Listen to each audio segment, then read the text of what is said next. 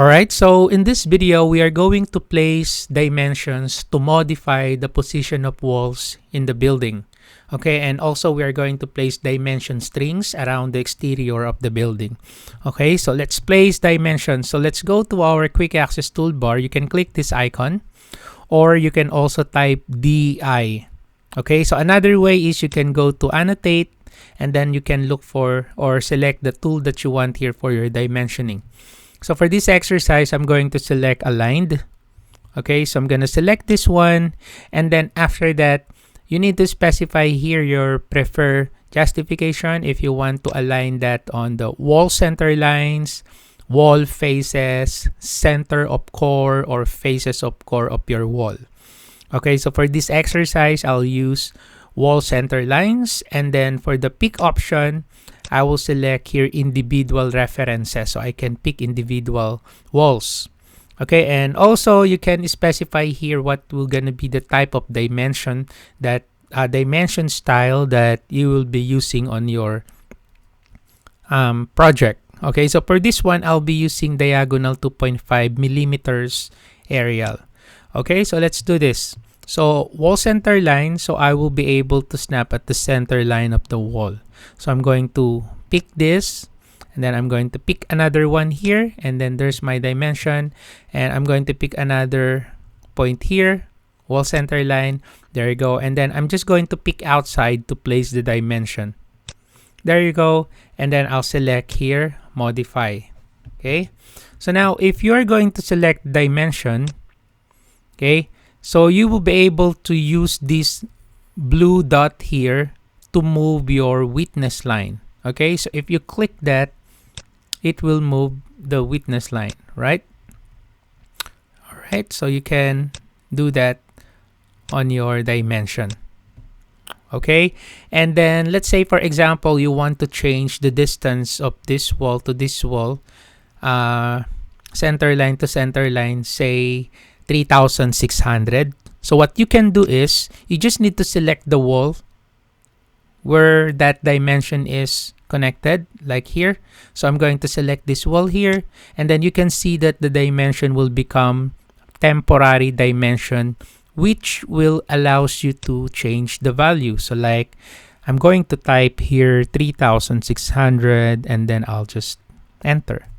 That's it. And then just click outside. Okay, and also you can click the dimension, and then you can see there's an EQ there, toggle dimension equality. You can also select that one if you want to make these two dimension equal. So like click that, there you go. So it's now equal. And then if you want to show the value here instead of EQ, so you just need to click that one, and then you can click the dimension and change the label here. Okay, sorry, the equality display. Click the drop down and then select value, and there, and then just pick here outside, and there you go. It's now changed. Okay, right. So let's say I'm gonna change this one. I'll change this to 2,400. Enter. So as you can see, it says here insert conflicts with joined wall. Okay, so there's a conflict now here. So it's touching the door here. So I'm just going to close that one to cancel it and undo. Okay, right. All right, so the next thing that I'm going to do is I'm going to uncheck the EQ here. Why? So that I'll be able to change the value of my dimension.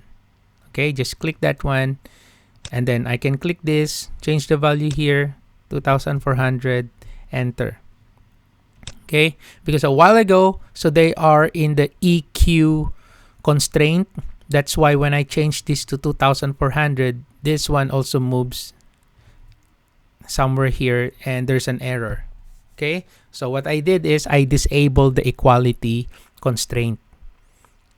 All right, so now the next thing that I'm going to do, let me just change this back again to 3,000, just 3,000, enter, because it's too close to the door. Okay, so now what I'm going to do is I'm going to create wall. Okay, so like for example, I want to create wall from here to here. Okay, so let's select the architecture here, and then I'm going to select the wall tool. Okay, and then I'll be using generic wall here. Okay, so let's use the generic wall. And then I'm going to hover my pointer here. And then I'm going to type the distance that I want. Okay, like for example, from here to here, I want 3,600. So I'm going to move my pointer to that wall. And then you see there's a temporary dimension. So I'm going to type 3,600 and then enter. And then as you can see, it will just move there automatically. Okay, and then I'm going to pick here to place my wall. And then after that, I'll select here modify. So by the way, if you want to use the exact exercise file that I'm using right now, so what you can do is you can go to my website, learningwithrich.wordpress.com. So if you want to support me, you can avail the exercises files that I'm using for $2 each.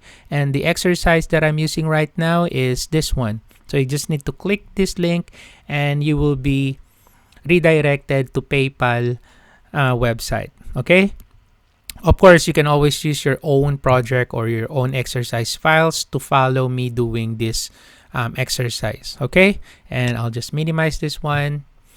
Now, the next thing that I'm going to do is I'm going to put dimension. Okay? I'm going to put, again, dimension to my model. Okay? So let's do this. So let's select the dimension tool again. Okay, so this time I'm going to change the prefer value here. So instead of wall center lines, I also want to snap at the wall faces here. That's why I'm going to select wall faces. Okay, so I'm gonna select wall faces, and then I'm going to pick here to this face. Pick again, there you go. And then I want to pick here, here, pick here again. Okay, and then after that, I'm going to pick another point here. There you go. And then I select here, modify. So now, if you want to change the style of your dimension, so like for example, you want to change the color, or you want to change the height of the text, the font of the text of your dimension. So what you can do is you can click the dimension, and then after that you can edit the type. Okay, so if you want to create a new one, what you do is you can click the dimension tool, and then let's say you want to create a new type of dimension of this dimension style. So I'm going to select here edit type, and then I'm going to duplicate that. Okay, so let's say for example I want 2 millimeters Arial. So I'm just going to change the name. I'm gonna make it 2 millimeters Arial, and then I select here OK, and then I can change here the text size. So I'll just type 2, and then let's say I want to change the color. So there's also a color here, so I change that to red for example, and then OK. And what else? So let's say I want to change the tick mark. So instead of diagonal 3 millimeters, so I'll change that one. Click drop down, and then I'm going to select here arrow filled 15 degrees or 15 degree, and then I'll select here OK. So as you can see, I just created a new type of dimension style. Now what I'm going to do next is I'm going to change the pick option here. Okay, so instead of individual references, I'm going to select entire walls. Okay, so that it will allows me to just pick the walls, and then automatically Revit will place the dimension of the entire walls. Okay, so I select entire walls. All right, and then there's an option here, by the way. You can click that, and then you will be able to include the dimension for the opening if you want. So you just check the opening, and where do you want to snap your dimension on the opening. So you can put it at the center, or you can put it on width.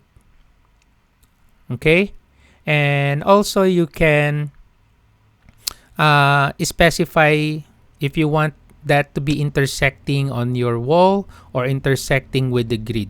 So for now, I'll just use the default, I'll just use the opening option here to centers. Okay, so I'm going to select here, okay.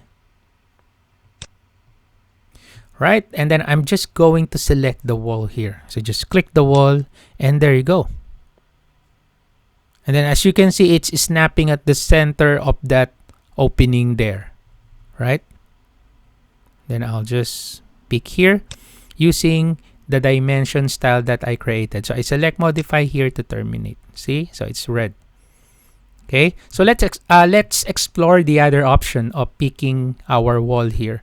So I'm going to select align dimension and then entire walls and then options. So how about if I want to include intersecting walls like this one? So there's an intersecting walls there, right? So I want to include that. So I'm going to select here intersecting walls. And then I do not want to snap at the center like this. So what I want is to snap at the widths. So I check that one and then I'll select here, okay. All right. Okay, and then I'll just pick this one. So say this one here. So I click that and you see, and then just pick here again to place. So as you can see, it snaps at the intersecting wall and then it snaps at the width of the opening. Okay, so that's how you place your dimension. Okay, so another thing that you can do is you can also add constraints. Okay, so you can apply an alignment and dimension constraint to element in a building. Okay, so like for example, I go to my other exercise file here, applying constraints exercise file. I'm still working on the same building. This is the fire station building that we are trying to create. So I'll be doing the constraint exercise here. So the other one is the dimension exercise. And then this one is apply constraints exercise. Okay, so I'm going to zoom into this area here. Okay. So what I want to do is I'm going to select the align tool here. So let me select modify. Okay, and then after that, I'm going to select align tool. Where's my align tool? This one, align tool. You can type also AL. Click that one. And then I'm going to click the center line of this door. And then what I want is I want to align this door here. So I click that. There you go. And then as you can see, there's a lock here. So that's how you constrain it. So I just need to click that and it's already constrained. So what happens is if I select here modify, if I click this door here, if I move it down like using my arrow, it's constrained with the other door as well. And vice versa. So if I click this door and then I move it up and down, as you can see, it's constrained because of that lock icon. Okay. You can also see that in your dimension. So if you go to your working with dimension exercise, there's also a lock here. Okay. So it's always locked to 3,600 no matter what you do. So like if you click this wall here and then you use your arrow left and right to move, as you can see, it's locked to 3,600. So it's constrained. So that's just how the constraint works with that padlock.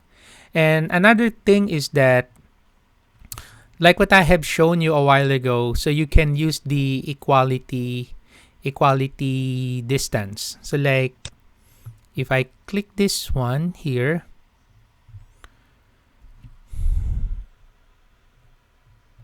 let me just put a dimension. So select the dimension here. And then I'll select wall faces and then individual references. So what I want to do is I want to select this one here. And then I'm going to select this. Maybe I'll just select this one, the center line. And then after that, I want to select this one here. There you go. And then I'll just click outside and I can also use the EQ. Okay, I already shown you this a while ago, but I'm going to show it again. So you just click that, and there you go. So it's now equal. And then I select here modify. Okay, so that's how you use it. And then you can also use the unlock tool here if you want.